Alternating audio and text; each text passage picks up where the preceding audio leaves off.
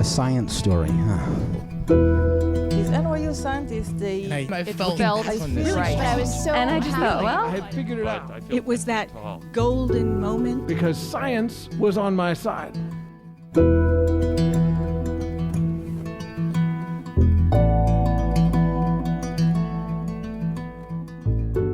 Hello, everyone. Welcome to the Story Collider, where we present true personal stories about science. I am your host, Liz Neely, and this week we're sharing stories about fathers, specifically those fathers during a time of need. Welcome to our episode about Saving Dad.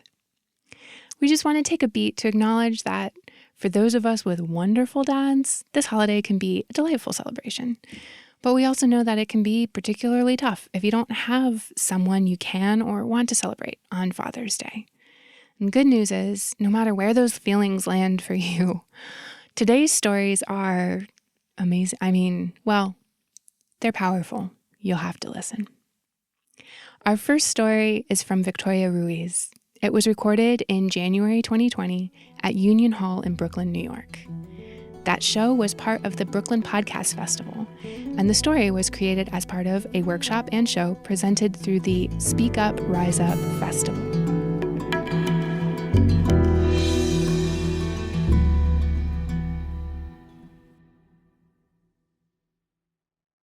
It's 2002, and I am 16 years old.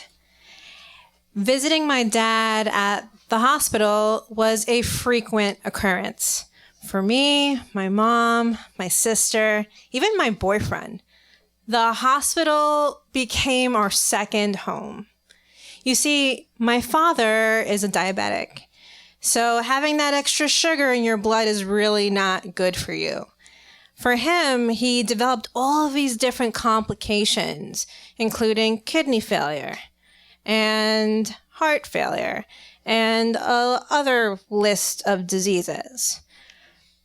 This all started when I was 10 years old, and my dad injured his toe. One day he came home and I saw his toe. I was like, "Dad, your toe looks weird." And you look at it, it was first bruised, and then this weird bruised mass started turning black. Not only was it black, but it began to smell. The smells were putrid and rotten eggy. It smelled like rotten flesh. My mother was disgusted. My sister was disgusted. She said, "Vicky, get away from that, please." My 10-year-old self, "Mom, this is so cool. Look at this." I was a super inquisitive and weird kid. I just needed to look at it. I needed to touch it. I was like, "Look, it moves." And what was really cool, interesting, was that, it was so different from the other 9 toes. This one toe was black, and when you keep poking at it, you would see that the nail would start moving away from the nail bed. Eventually, my 10-year-old self just took the nail and pulled it out. I was like, "Mom, look what I did." "Sorry, Dad." And so I think that should have been an indication that I was going to be in some weird field. So 16 years later, I received my PhD from Brown University in the field of pathobiology. And what that means is studying the mechanisms of disease. So my diploma is in Latin, so I have no idea what it says. But the most important part that is important to me, at least, is my expertise is in, and it is actually in the art of natural death. So what does that mean? I understand how the body works. And that was really what my focus on was as a scientist, as a graduate student. But back to my 10-year-old self, not really knowing what was my future going to be, I looked at this toe. And me being so intrigued, I pulled it out and pulled the whole nail out. And that was just the beginning. That was the beginning of many hospital visits. That was the beginning of constant worry for myself, my family, my boyfriend. We would visit my dad at the hospital. It became a process where I'm the oldest. I needed to think about how can I make this everyday chaos something better for all of us. So what I would do is I would try to make it a joke. I would try to make some, add some light to the day. So let's say we're going to the hospital during Christmas. I would make sure I bring presents. If it's during Thanksgiving, we would bring the turkey. We would make it our day no matter what. It would be our time no matter what the situation would be, no matter what experience we were having. This is how I would cope. This is how I would help my family cope through all the different daily, weekly, yearly visits to the hospital. So, I begin walking myself to the hospital. I'm 16 years old, and this time around, as we're passing towards the hospital, you see this elderly lady, and she's actually selling all these little knickknacks. But in addition to the knickknacks, she's selling baby turtles. And I thought, oh my goodness, my dad's in the hospital again. I think he would love to have a baby turtle. He loves animals, and my mom is basically allergic to anything furry. So I thought he must have a turtle. I know he would love it forever. This is, again, my 16-year-old self. This made complete sense. So what did I do? I gave the lady $10. She gave me this quarter-sized turtle. It was adorable. I'm pretty sure the transaction was illegal and I should not be buying this tiny turtle. It must have been riddled with salmonella. But anyway, I took this little turtle and I named it Hercules, and I placed it into a styrofoam cup because for some reason she didn't even give me a cage for it. And I stuffed the cup into my bag because, again, I still have to go see my dad. He's in the hospital. So I go with Hercules. He's in my bag, and we're walking towards the hospital. The reason we're going this time is because my dad just recently had quadruple bypass surgery. So basically, the arteries that supply blood to the heart, 4 of them were blocked. So they had to bypass those arteries to make sure that that blood was getting to the heart. So of course, at that time, I'm teaching my family how to cope. I'm the entertainment. I am the joy. So I never really thought a quadruple bypass surgery was a big deal, hence me buying Hercules in the street. So I go with Hercules to the hospital. We pass the revolving door, and I make eye contact with the security guard so I don't look too suspicious. I'm carrying this salmonella-riddled animal in my bag, and I keep walking. I walk towards the elevator. I go up the elevator. I'm super excited. You could almost feel the joy coming through me because I can't wait to show this to my dad. He's been in the hospital for over a week. He needs some entertainment in his life. So here I go. I'm getting off the elevators. I'm almost skipping to the room.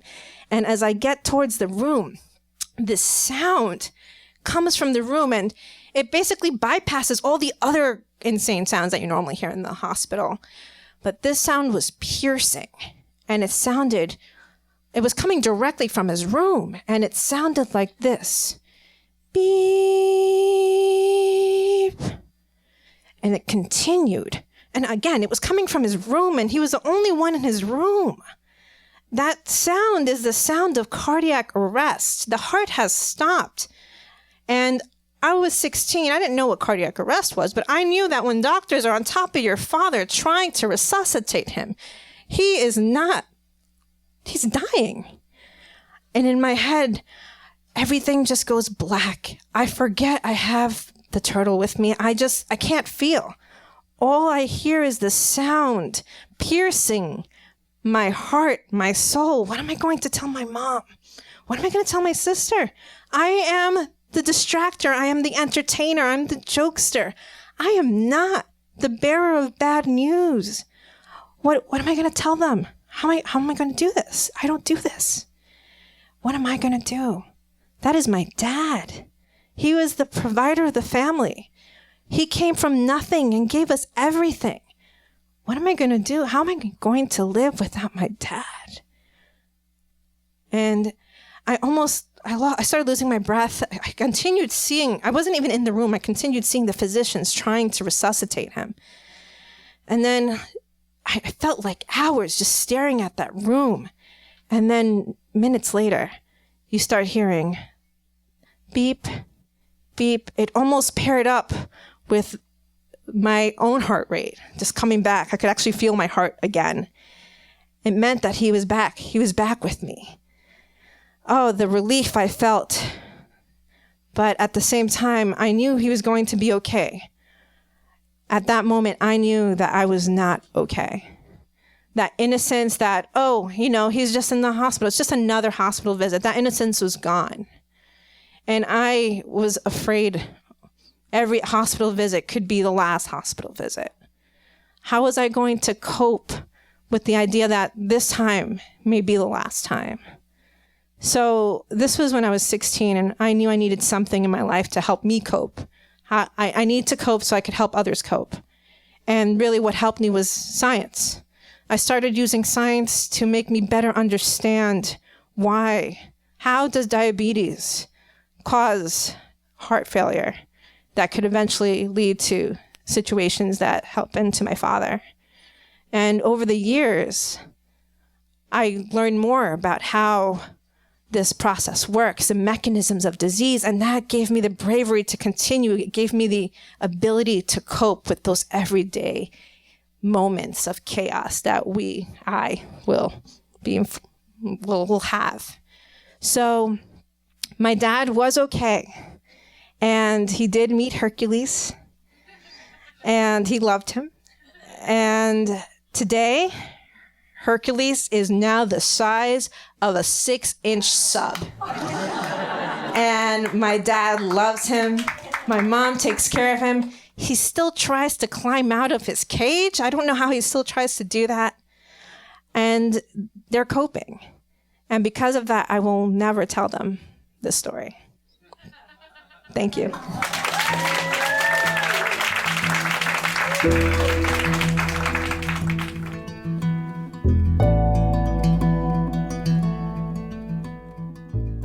That was Victoria Ruiz.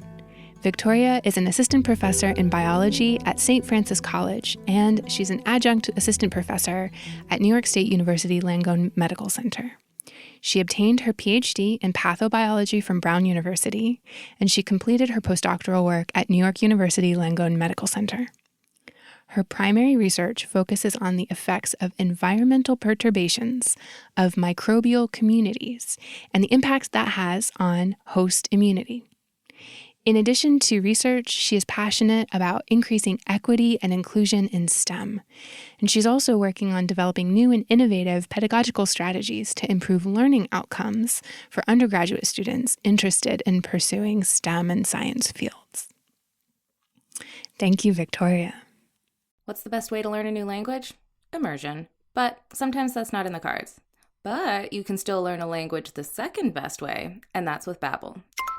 Now, I might only be 1 week into learning German with Babbel, but I'm so excited to start being able to speak German with my mom. With Babbel, you can learn everything you need to have real-world conversations, and all it takes is just 10 minutes a day. One study found that using Babbel for 15 hours is equivalent to a full semester at college, which is bonkers. But Babbel is conversation-based learning with science-backed cognitive tools like spaced repetition and interactive lessons created by real language teachers and voiced by real native speakers. So here's a special limited-time deal for our listeners. Right now, get up to 60% off your Babbel subscription, but only for our listeners at babbel.com/story. Get up to 60% off at babbel.com/story. Spelled BABBEL.com/story. Rules and restrictions may apply. Our next story is from Stacey Bader Curry. It was recorded in February 2020 at Union Hall in Brooklyn, New York. The theme of that night was the science of sex and love.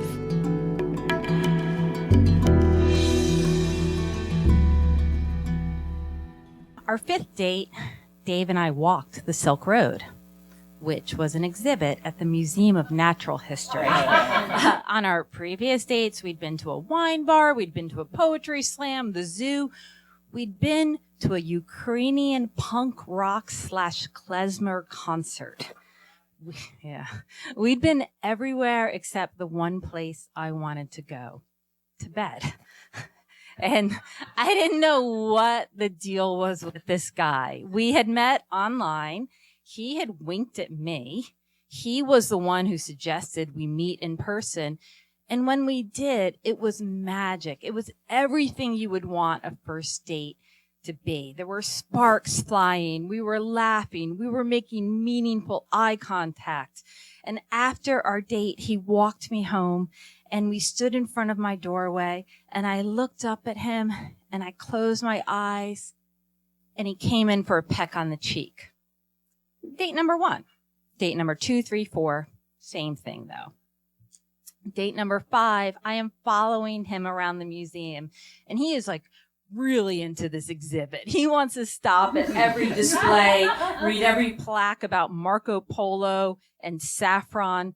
And ladies, I don't know if you've ever had a man be more into a rare spice than you, but it's not a good sign. So we left the museum and I was like, I am done. I am done with this sadistic bullshit. But then Dave looks down the block and he says, hey, do you want to go to Shake Shack? And I say, okay, because if I'm not going to have sex, at least I'm going to have a delicious cheeseburger. So we get to Shake Shack and it's really crowded and we put our order in and there's nowhere to sit. So we're like huddled in together at this little counter space and we're so close and he smells so good. And I love his face and I love his voice and I can't help it, but I feel my face start to rise again. And then he says to me, there's something I have to tell you. And just then that little like garage door opener they give you when your food is ready, it starts to vibrate. And so he leaves to go get our food. And I contemplate leaving because I am 38 years old. I am divorced. I have 3 young children and I've been dating long enough to know that every single man I meet that is willing to accept this baggage I have has something they have to tell me. And shame on me for thinking Dave was any different than the married Mormon father of 4 who was also unemployed. So Dave comes back and I'm like, okay, fine, just tell me. And he says, well, the thing is, I'm really attracted to you, but I have this autoimmune disease. It's called primary sclerosing cholangitis, PSC. And basically my bile ducts kind of crap out and spill bile all over my liver. And I've had a lot of complications and I've had surgery and multiple surgeries. And right now I have this infection that I've had since I've met you and I have a drain inserted into my side and my bile is in a baggie strapped to my leg and it's not very sexy and I'll get these infections from time to time because there's no cure for this disease and eventually I'll need a liver transplant. All I heard from this was that he was attracted to me. And so I was like, I have 3 kids. You have a funky liver. Like, we're kind of like even. And also, like, I wasn't really scared by this because this was science. I mean, I didn't understand it, but we're in New York City. There's great doctors. Like, I'm like, this can get fixed. So I was like, okay. And I pick up my cheeseburger and I'm about to take my bite. But then a dark thought occurs to me. Wait a minute, I say. You're not just dating me for my liver, are you? No, he says.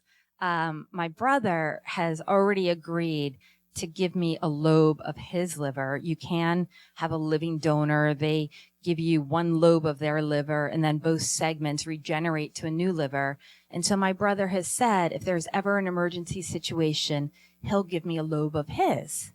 And this is like the best news ever because his brother is actually a doctor and his brother went to Yale. So this is like a liver my Jewish mother would be really proud of. So I take my bite of the cheeseburger and it's delicious, as are the next few years. We fall in love. Dave moves in with my children and I. And 2 years later, I give birth to our daughter. And I know, it's cute, right? And he stops getting these infections. Like, he's fine. And I just say to him all the time, like, oh, you just needed love to cure you. And then at the end of 2016, during that dark election cycle period, Dave started feeling really lousy. And his doctor sent him in for an MRI. And one morning that December, I'm walking to work, and Dave calls me and he says, "We have to go up to the hospital. The doctors want to talk to us. They see something in my liver."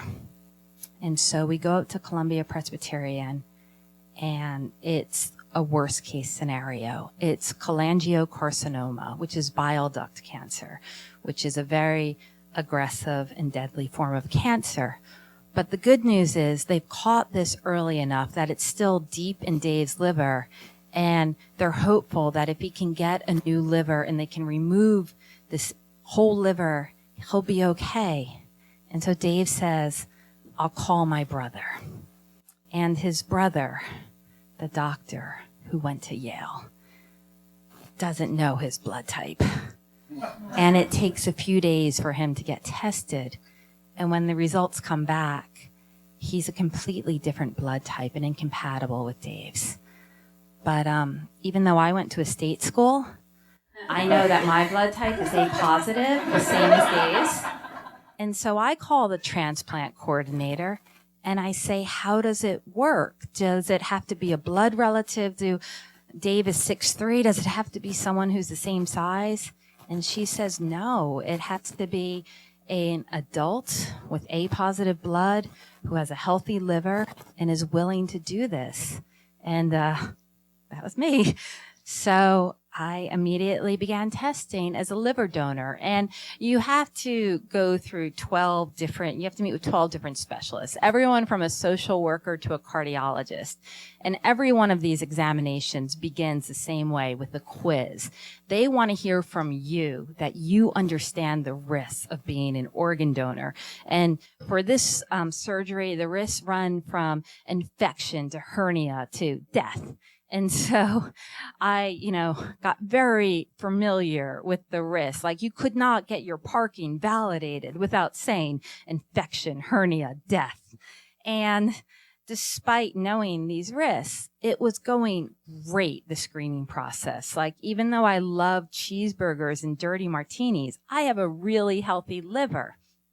And so everything was going great until I got to that 11th appointment with Dr. Fox, the hepatologist, the liver doctor.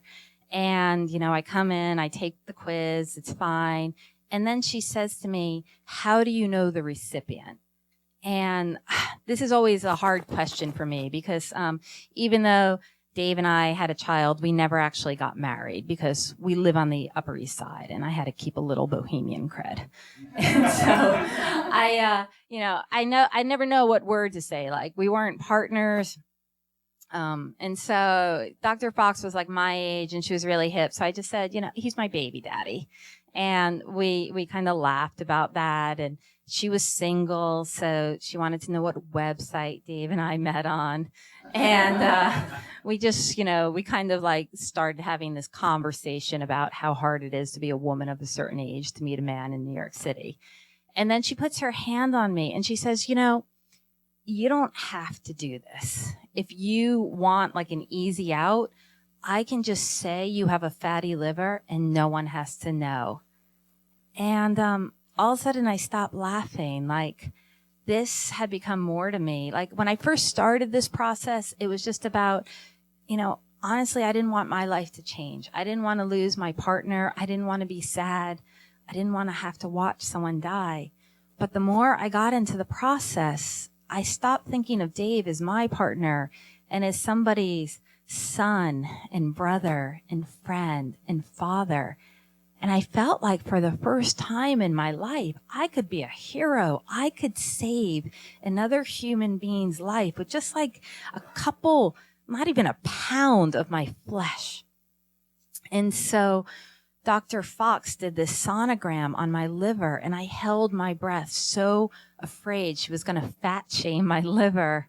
And her face was so stern during the whole examination. And finally, she just smiled and she said, "You have a beautiful liver." And so I moved on to the next step, which was just an MRI where they just had to map out how they were going to resect a lobe of my liver. And that went fine. And then the final step before getting approved as a liver donor was that all 12 specialists had to meet. They had a conference scheduled for every other Tuesday, and they all go over the results, and they officially approved me. And this conference was scheduled for Tuesday, January 3rd, 2017, and late in the day. And I am a very impatient woman, and I hate sitting around waiting for phone calls. So I said to Dave, you know what we should do that day? We should go to City Hall and get married. You know, I've given you a child. I'm giving you my liver. Might as well give you my hand in matrimony at this point. So we went, just us and the 4 kids. My oldest was 18 at that point, so she served as our witness. And we had a really quiet and simple and beautiful wedding ceremony. And afterwards, we went for an early bird dinner to celebrate. And just as our appetizers were served, my phone rang. And I didn't want to take this call from the hospital at the table. So I look around the restaurant and there was like nowhere private. So I go in the corner behind the busboy station and I'm crouched there. And it's Dr. Samstein, the head of the liver service at Columbia Presbyterian. And he says, "Stacey, I just want to let you know you have a really healthy liver." I'm like, thank you. I get that.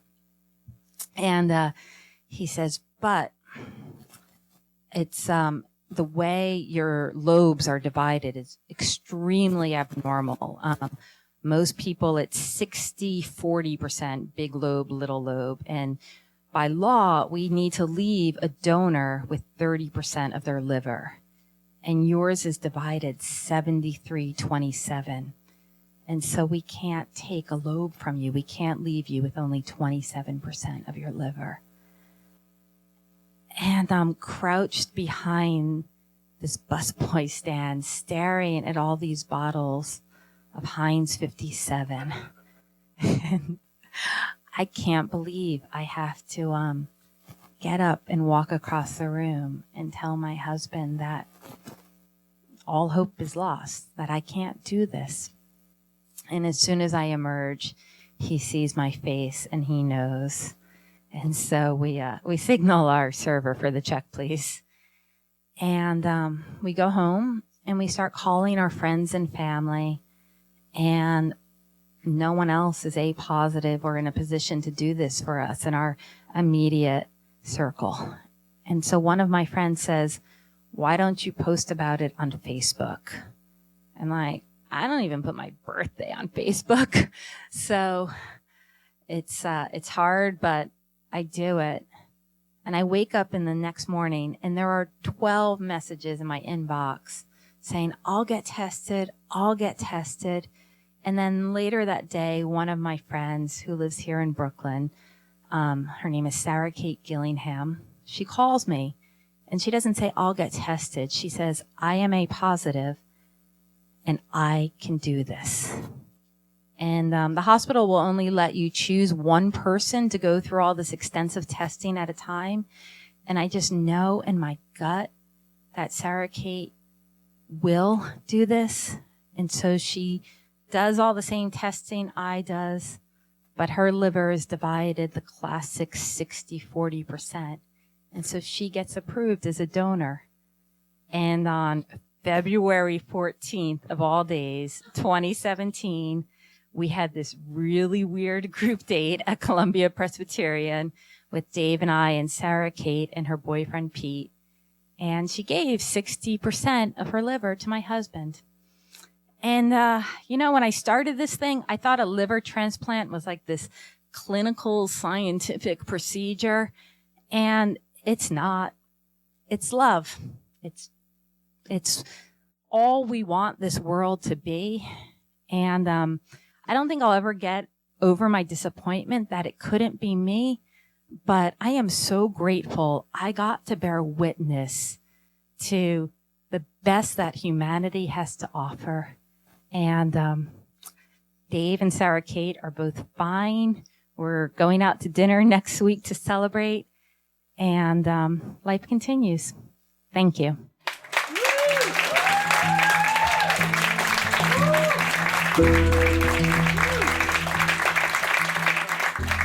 That was Stacey Bader Curry.